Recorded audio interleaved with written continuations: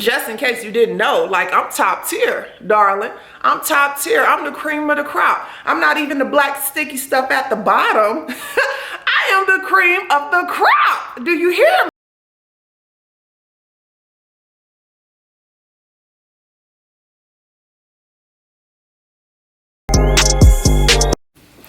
Hey y'all, and welcome to A Complete Vibe. So if this is your first time coming over here, thank you, welcome.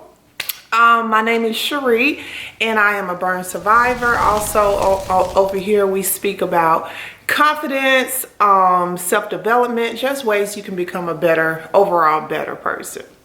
So, first things first, I've been gone.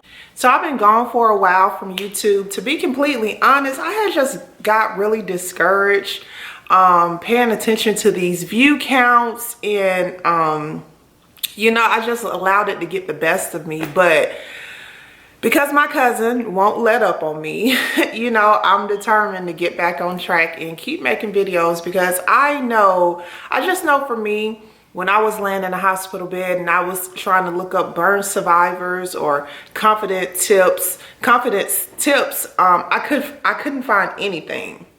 And you know, I just really want to be able to help the next person out, help the next woman out who's in the same situation, laying in her hospital bed, searching on YouTube, trying to find anybody that looks like her, anybody that's been through something similar, you know. So yeah, it's okay. I'm back now. So this video today in particular is going to be how to deal with your scars, how to deal with the new appearance, how to deal with your imperfections, how to deal with what mainstream media says isn't deemed beautiful.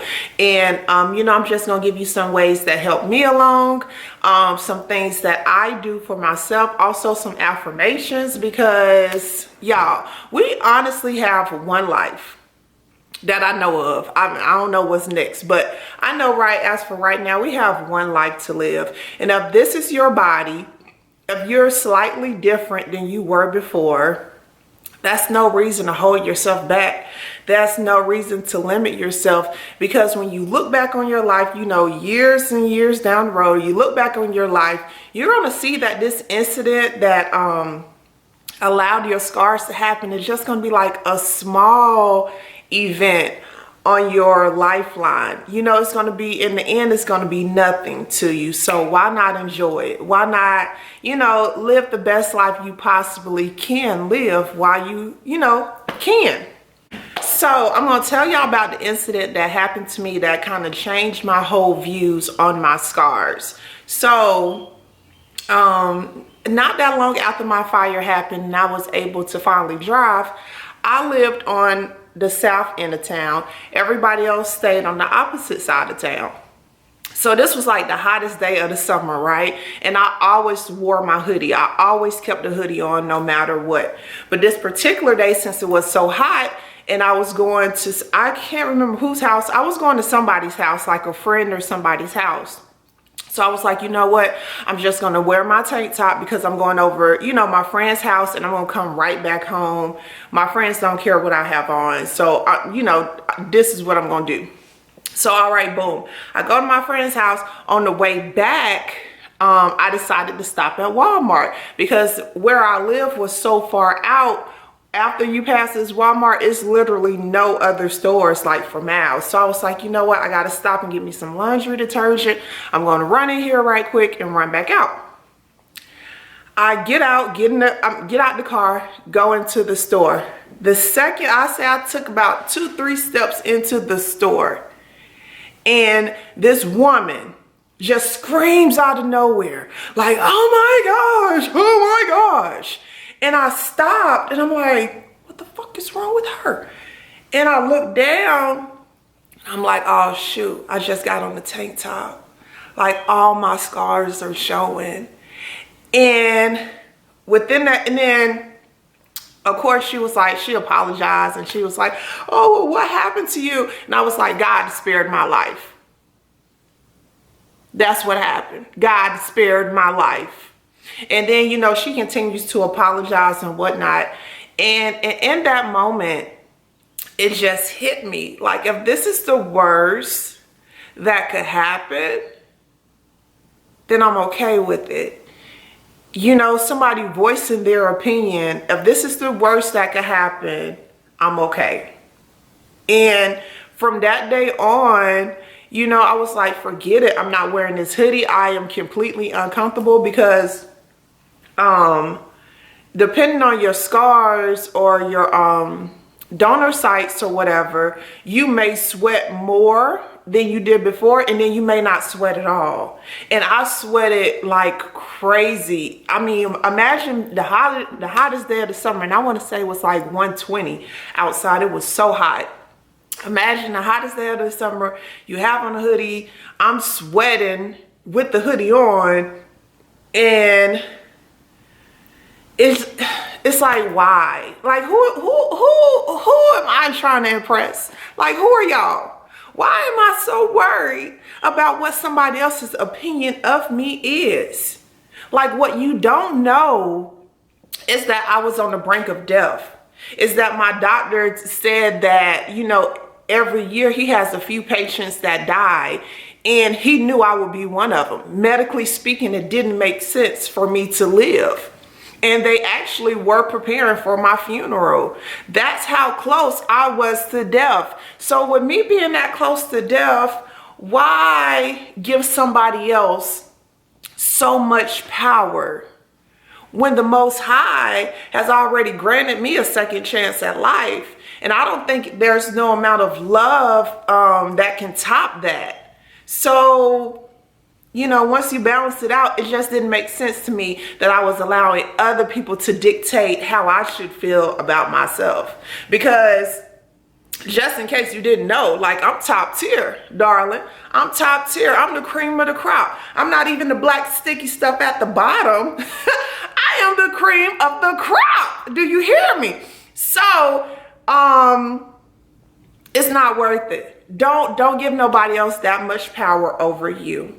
And some of the affirmations or some of the things I would begin to say to myself, and I would speak to myself into the mirror. I didn't have anybody around me that was like speaking life into me. So one day I decided, like, you know what, I'm gonna speak it to myself.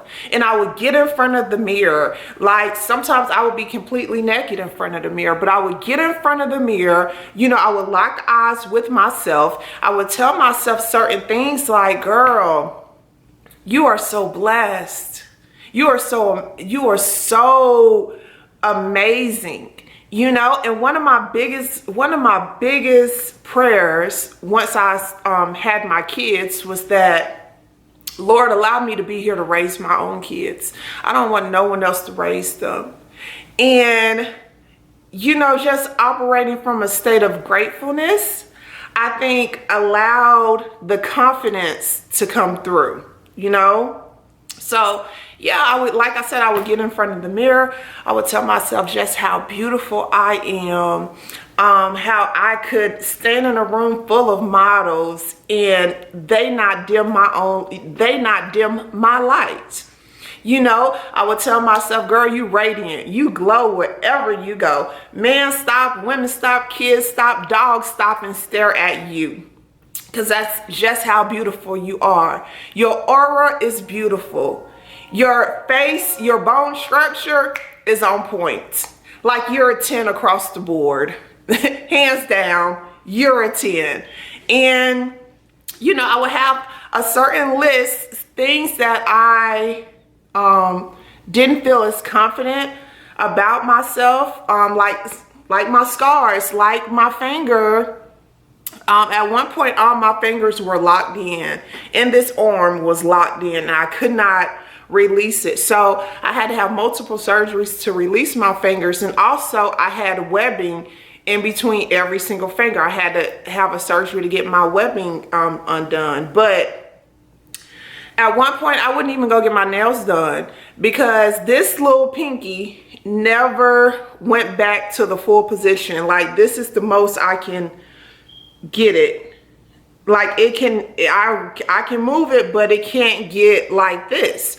And so, and on top of that, this nail never grew back.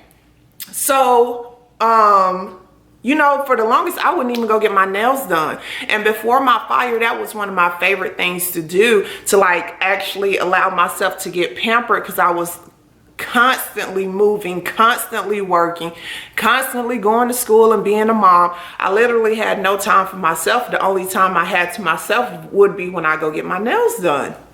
So for like years after my fire, I wouldn't even go get my nails done. And I remember one time I was speaking to my boyfriend, and I was telling him like, Dad, I really do, you know, miss going to get my nails done. You know, I just love the whole pampering and elegance of it all.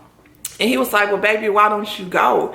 And I told him, like, look at my pinky. It doesn't make sense for me to get my nails done. Like, I'm going to look deformed. And he was like, whoa, you too hard on yourself. And he was like, you know, I wish you could see what I see when I look at you. And he was like, babe, you perfect. And he was like, so if you're missing a nail, so what? Rock those 9 nails.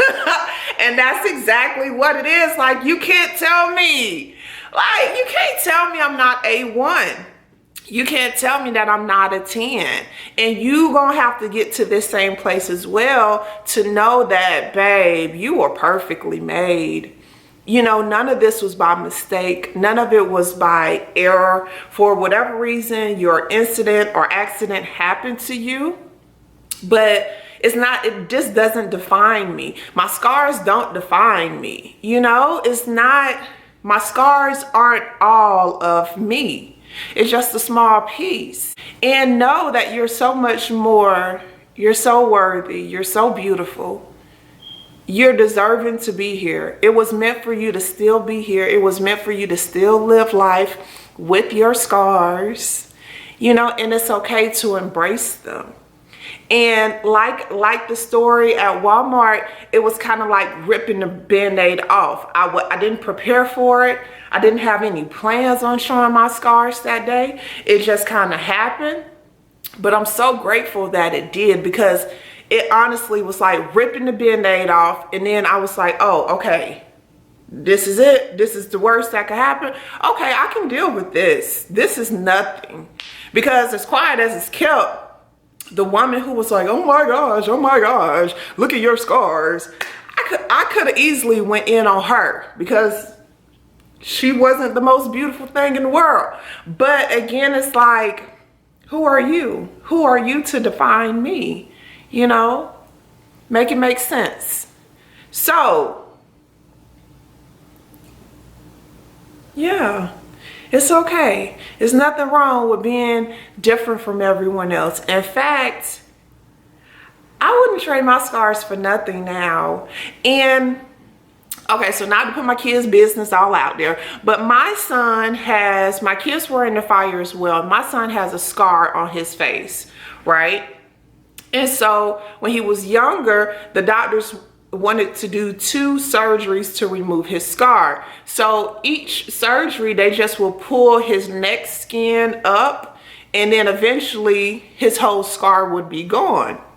But they would, like I said, they would have to do two surgeries, because they couldn't pull the skin all the way up at one time, because his neck would have been too tight for him to turn his head. Okay, so they did the first surgery, and it was time to do the second surgery. So we went back to the hospital, you know, to speak with his doctor and, you know, get on the appointment schedule. And I remember my son looking in the mirror, like with half this scar on his face. And he was like, Mom, I want to keep my scar. And it kind of took me back. And I was like, what? You want to what? And I was like, no, we can go ahead and get your scar off your face now. You're young. You know, once you grow up, you won't be able to see your scar at all. And he was like, no. He was like, I think my scar is dope. Like, it's different. I'm not like everybody else, you know, and like I survived something, Mama, something that was really bad. And like, I couldn't, oh my gosh, I'm about to start. Like, I teared up then, because it was like, yo, this little bitty kid has so much confidence, and he's learned to look in the mirror and love himself. I have to take notes from my own child. You know, like the student has become the teacher. And I have to learn how to do that same thing. You know, I don't know. Kids are amazing. Like, they will blow your mind at times. So I just said that to say, well, I said all of that to say, learn to embrace yourself.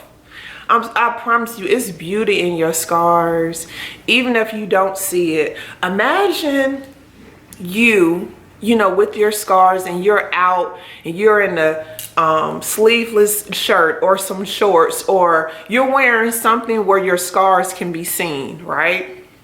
And a little kid comes up to you and says, like, wow, you're so beautiful. And you tell the kid, well, look, no, I have all these scars. Look, I'm not beautiful. And the kid is like, I didn't even see your scars, and you are beautiful. You know, it's like sometimes other people can see stuff in us that we can't see in ourselves. And you have to take the lens off, you know, and embrace your own self. Start seeing what other people see. I promise you, if you need to be hyped up, if you need someone to hype you up, I am the one. Leave a comment. I promise I will hype you up. You know, like I will be that for you, because we're so hard on ourselves at times. And it's okay. It's okay to be vulnerable. It's okay not to be, you know, in this happy, excited mood every day. Allow your story to take its course. You know, if you're upset about whatever happened to you, be upset, but don't live in that moment forever. Be upset, give yourself a time limit to get over it, and go on. Like so many times people be like, oh, I'm going through it. And it's like, but when you gonna get through it? When you gonna get to the end? When you gonna get to the other side? You know? Yeah. And another thing that helped me out a lot was going to therapy. And again, I think it was all meant to be, because when I finally did decide to go to therapy, and I met the therapist the first time, and I had an attitude. I was still upset about my whole fire situation. And I was like, it doesn't make no sense to talk to you, because you don't know what I've been through, and you don't know how this feels. And I almost died, and now I got all these scars on my body that I can't do anything about. And he sat there very calmly, and he was like, who can't relate? And I said, you can't. And he said, oh, okay. So me losing my daughter in a fire, I can't relate to you. Me not being able to save her, I can't relate to you. And I was like, oh, okay, maybe you can. Because that was also something else I dealt with, that my kids were even in the fire. It's called some type of guilt, where you know, someone you love was in some type of situation, and you could do absolutely nothing to save them or prevent it from happening. And I had that guilt. You know, I was like, these are my babies. I couldn't protect them. I couldn't get to them. I couldn't, you know, what if I just would have went somewhere else for 30 minutes before the fire happened? Then we wouldn't have been in the apartment at all. Like, all of these what ifs popped up in my mind. And so I was dealing with the what ifs and the guilt, on top of not physically being able to take care of my kids because my hands were wrapped up in bandages. I had to relearn how to walk and talk. I physically couldn't pick my kids up because I had no grip in my hands. So I'm dealing with that. I'm dealing with the fact now I look completely different. And it was a lot. You know, it just was a lot at the time. And to be able to come across a therapist who could relate on something, and then he would also tell me, he started speaking life into me. He started telling me like, yo, you're still here. Your kids are still here. You know, y'all, so what? You're scarred up now. So what? And I was like, you know, you don't understand. I'm a woman and my looks are important and you're a man and you can look like anything. And he was like, shut up. he honestly told me like, shut up. You have so much to be grateful for. You know, the fact that you still have your life outweighs your scars.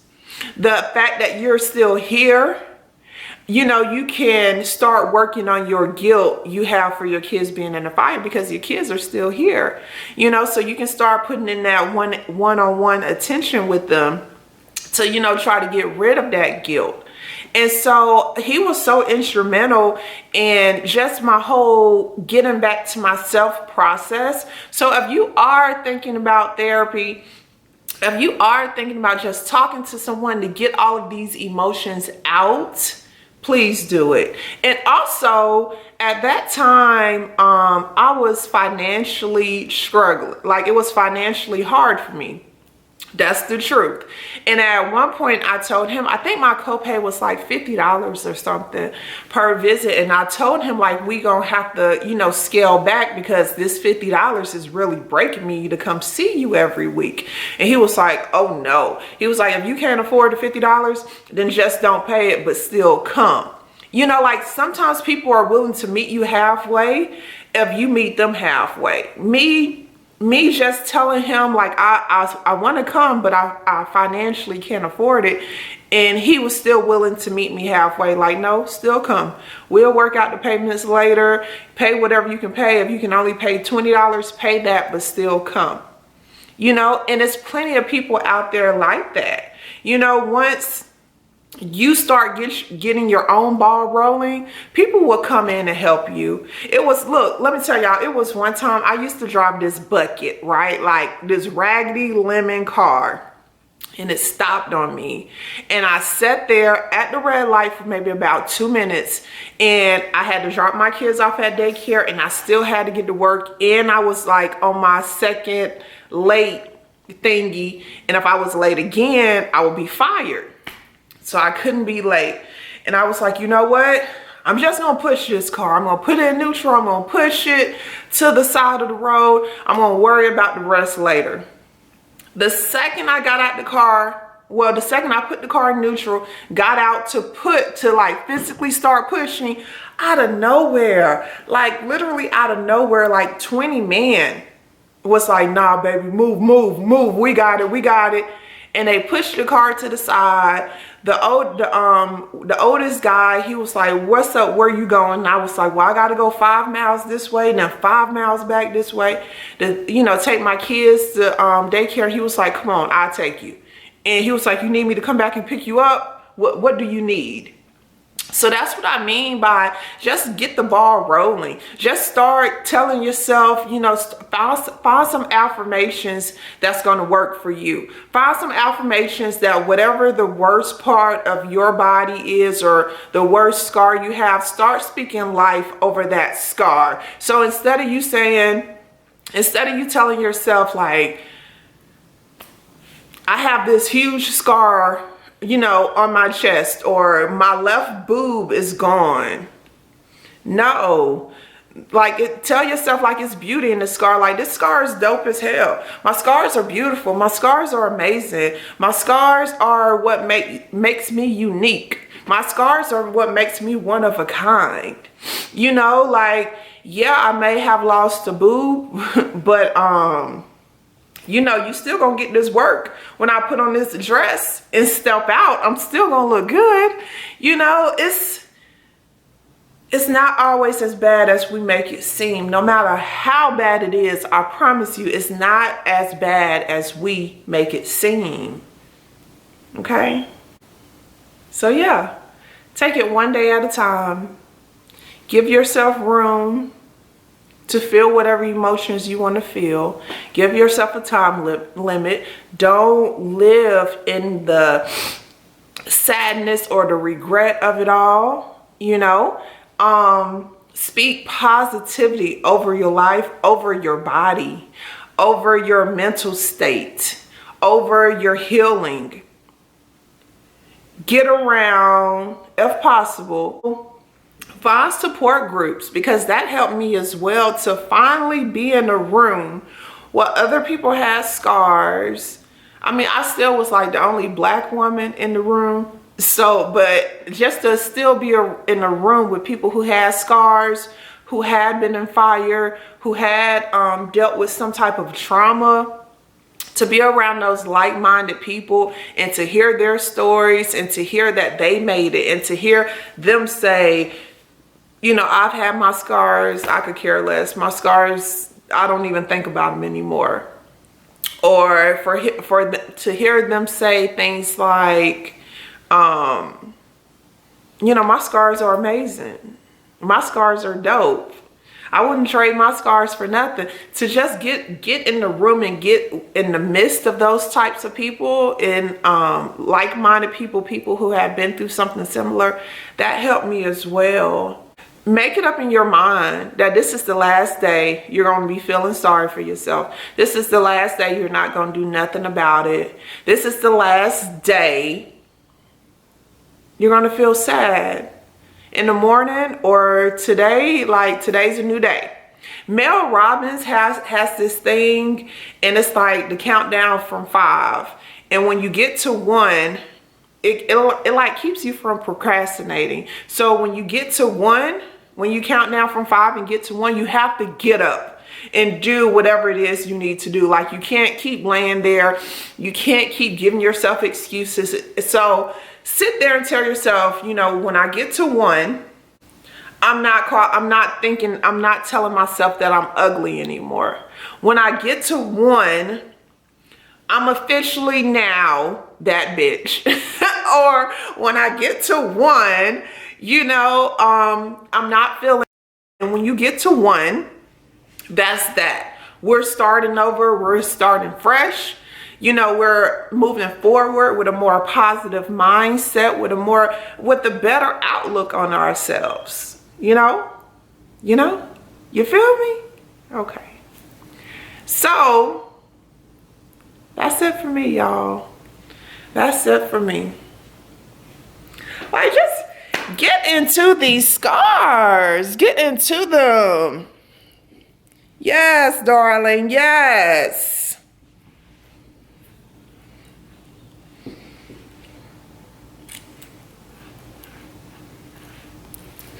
Yes, I promise you, it's light at the end of the tunnel.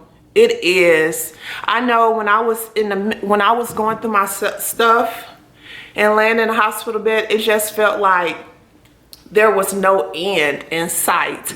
Like, I would always be in these bandages. I would always be in pain. I would always be upset and angry. And I'm here to tell you that there is light. There is, you know, happiness on the other side. Is happiness whenever you decide that you're deserving of it. So allow today to be that day that you decide that. Okay? Okay. Thank you so much for watching. I'll see y'all next time.